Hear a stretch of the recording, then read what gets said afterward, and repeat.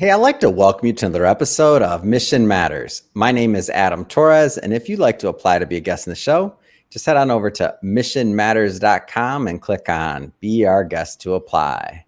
All right, so today is a very special episode. We're bringing Cameron Clark onto the line. He's a board advisor and also an aerospace engineer. Cameron, welcome to the show. Thank you, Adam. Thank you very much. And you got my name correct. Come Kudos. on, man. I got to get it right. That's what I do. It's my job. So I'm excited to talk about a whole lot today. We're going to get into some of your work as a board advisor. And one of the reasons I was excited to have you on this show today was, we've had quite a few conversations in the past. And I understand some of the things you're doing on boards, of course, but also I thought about it like, what a great idea to bring you on the show to hopefully educate our viewers and myself a little bit more about what it entails to be a great board member. Like, why even have a board? Like, what are some of the reasons why businesses do this, and really just give us some of that education piece. So we got a lot to cover today, but we'll start this interview the way that we start them all, with what we like to call our Mission Matters Minute. So Cameron, at Mission Matters, our aim and our goal is to amplify stories for entrepreneurs, executives, and experts. That's what we do. Cameron, what mission matters to you? Well, before I get into that, Adam, first, thank you very much for having me on the show. As far as what mission matters to me, my mission is to help companies who are mission driven to grow and strive. And I do that by providing strategic advice and connections, and bringing together good people who also want to see that mission strive and grow. Yeah, it's great. So great to have you on. And I think maybe just to get this kicked off, before we start talking about boards, board work, what that looks like, let's go further back into your background. Aerospace engineer. I mean, tell me more about that and how you entered that field. Well, it's simple. Most people will tell you, I think maybe the people of the boomer generation, I'm Gen X, by the way, they will tell you that they were inspired by Star Wars or Star Trek. And, I had exposure to those shows and movies in my household as well, but we were not, Trekkies or anything like that. I won't hold it against you. It's okay. It's okay. Nobody's perfect. Go ahead. I know I'm getting a lot of rocks thrown at me right now. But hey, it is what it is.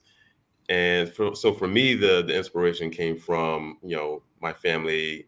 They took a vacation typically once a year, and that meant we would go on a plane once a year. Normally, it wasn't anything extravagant.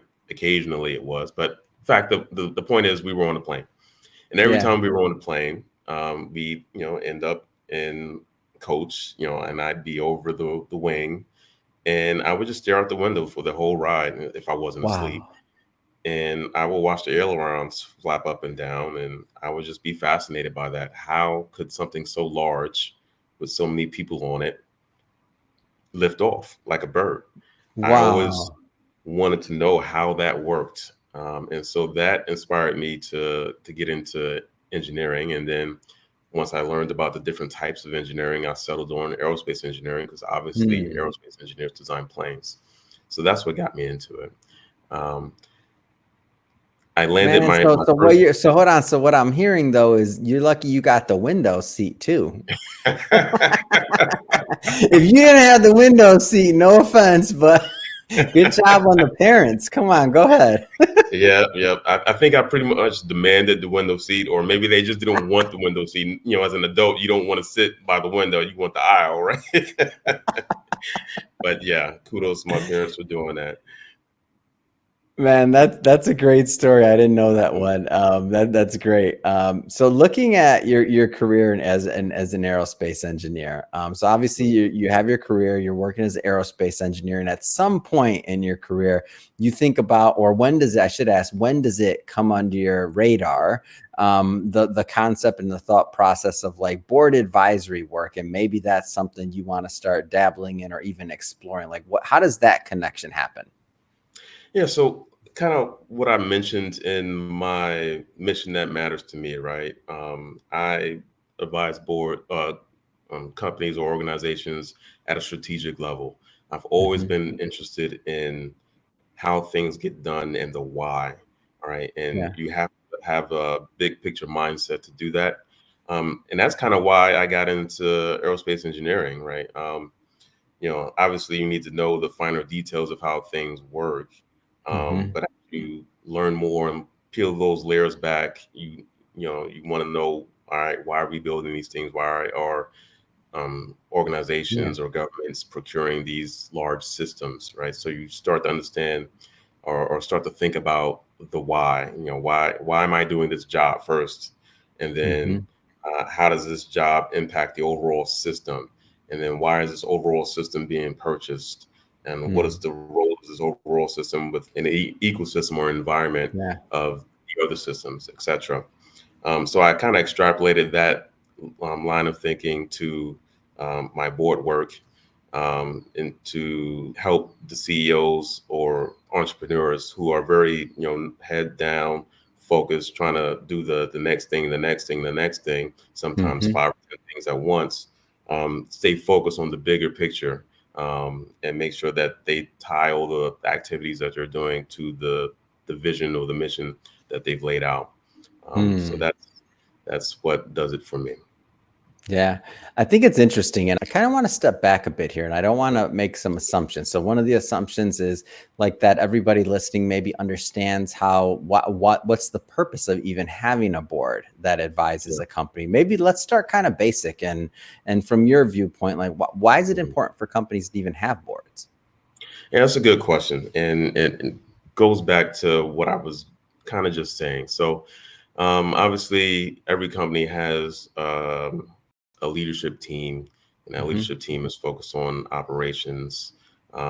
To keep it simple, right? Obviously, you have other Yeah. functions, um, but they need to ensure that not only are they delivering on the promises they've made to their stakeholders.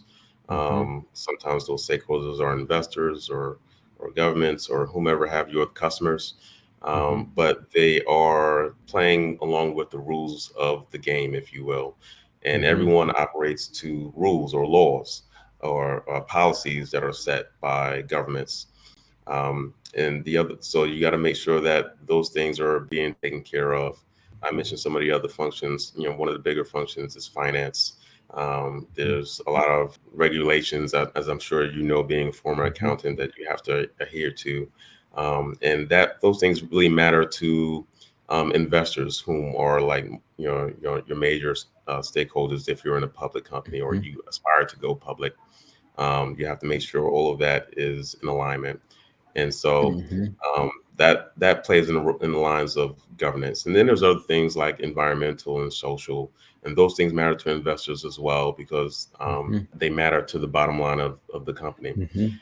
Aside from that, right, all companies need to grow. They don't just want to grow; they need to Yeah. grow because if you're not growing, you're likely on the decline, right? Hmm. And so that obviously matters to investors because investors put their money in the company to grow, and the company grows, the investors' profits grow Hmm. as well. So you need someone who is able to keep in mind investors' wants and needs and wishes, and be able to parlay what's happening in the company to investor speak, if you will. So those are some of the things that people need boards. But if you're just Yeah, starting out, right, some of those things are a little far away, for and sure. you really just want to focus on meeting expectations and delivering on your promises so that you can, get down the runway, if you will. Yeah. What are some character, and obviously understanding every company is going to be different, and different sizes of companies and a bunch of different variables, but just characteristics of boards or board members or the mix, like again, understanding no two companies are going to be the same. Like, what are some good characteristics you feel you've either seen or find in good boards, and Yeah, what they're made up of? yeah, that's a great question, and the one that I think is hotly debated. Hmm. So if you think back to the financial crisis, 2008, 2009. I try Um, not to very often, but I'll do it for you, Cameron. I'll just throwing that out there. That's when I started my career in finance back in 2007. So I remember well. Go ahead, please. okay. Sorry, I'll try to keep that brief. This part brief, but No, you know, no, no. many, Give it to us, man. all right, millennials investment banks, right? Your Hmm. Citibanks, your Wells Fargo, the ones that collapsed. Even if you want to go back a little further, Enron, they Yeah. had large boards. All right, you're talking about 11 plus people. And the problem, like, have you ever tried to plan a trip with a bunch of friends and you get the group text going and you got 10 people in there and it's like, all right, we're all going to Cabo. Man, doing that And right somebody's now. like, Go ahead. right, most people are like, yay. And then, probably everybody's like, yay. And then a week goes by and it's like, I don't know if I'm going. And then someone else is like, well, I don't want to go to Cabo. Right. And, you have a hard time hurting all of those cats. Right. That's the Yeah. problem with large boards. And that's the problem with a lot of those firms back in those times. And some of Hmm. that exists now. So first, you want to talk about structure. You want Hmm. to keep your boards to a manageable size. 7 Hmm. to 10 people. 10 people is probably still too large Hmm. because even then you're going to have committees. Then you want to make sure that you have the right people bringing the right expertise. Mm. You want to make sure that you have a strong board chair who's in tune with the CEO and how the company works. And you want people who also know how the company works, not just from you know um, a sideline perspective, but people who have been Hmm. in that industry, or not necessarily that company or similar companies, but the industry. So they Yeah. know how it works. They know what causes the ups and downs and who the dependencies are, where Hmm. the pitfalls are, the regulations, etc. And then you want somebody who can dive deep into some of the functional roles. Um, Mm. and then, so that's a bit on structure, but all things human, right? There's social and political aspects to it as well. So you need to Hmm. have a board that has good rapport and trust. Yeah. So the organization of that board, the Hmm. structure of it plays into that because, like, again, if Hmm. you have too many people, it's going to be hard to have rapport and Yeah. trust. Um, so if you have a strong board chair who's, you know, I don't want to say charismatic because that can be dangerous, but is able to play well with others and get Yeah. people to cooperate and build that trust, as well as building that trust with the management team of the company, the CEO. And that I don't want to leave the him or her, CEO out of the equation because that Hmm. person is also very important. Um, because you need to have that person trusting the board as well. You don't want them Hmm. hoarding information from the board or just disengaging because they find board activities like investor relations to be boring. They just want to play in the Hmm. sandbox, if you will. So again, so you have the structure / organization, trust and rapport, a strong board Hmm. chair. Those are some of the elements that make for a good board. Mm. Why do you choose? You talked about it a little bit, but I want you to go further. So, for example, mentality matters. I happen to know when I Mhm. was doing my research in this that you like that's one of the boards you sit on, and that's one that I found. Why do you choose to sit on boards and even work with companies like Mentality Matters? Like why? Well, mentality matters. Going back to the mission, right? Hmm. I look to help out companies and organizations that are mission driven, and if that Mm. mission aligns with my values, and I can see myself going along with it, then I want to be a Hmm. part of that, and I want to make sure that I do what I can, Yeah. to help that organization be successful. So, mentality matters. Is mission is to support the mental health and wellness of veterans, right? Mm. And this is a mission that's kind of near and dear to my heart. I come from a military family. Mm. The industry that I work in is obviously defense driven. Yeah. I support the men and women of the military in everything that I do. Either from the systems that I design or from helping them acquire the systems that I designed in Mm. previous lives. So I've become ingrained in that community. And I've had friends who were veterans that have suffered from mental illness. Mm. So it just seemed like a great fit for me Yeah. to be on board with that. It really makes sense. I couldn't see myself not being a part of it. Hmm.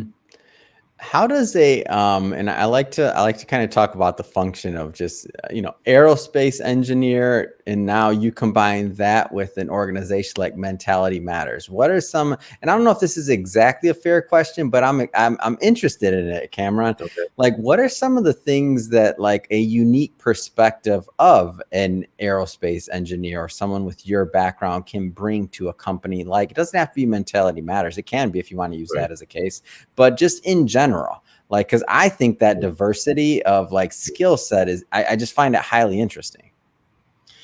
That's a good question, and I think people often wonder how the two align like that. So Yeah. I think it's very very simple, right? So I'm a system engineer. I'm also a chief engineer. But as a system engineer, you are tasked with understanding the entire system. You know how Mm, all the parts need to come together.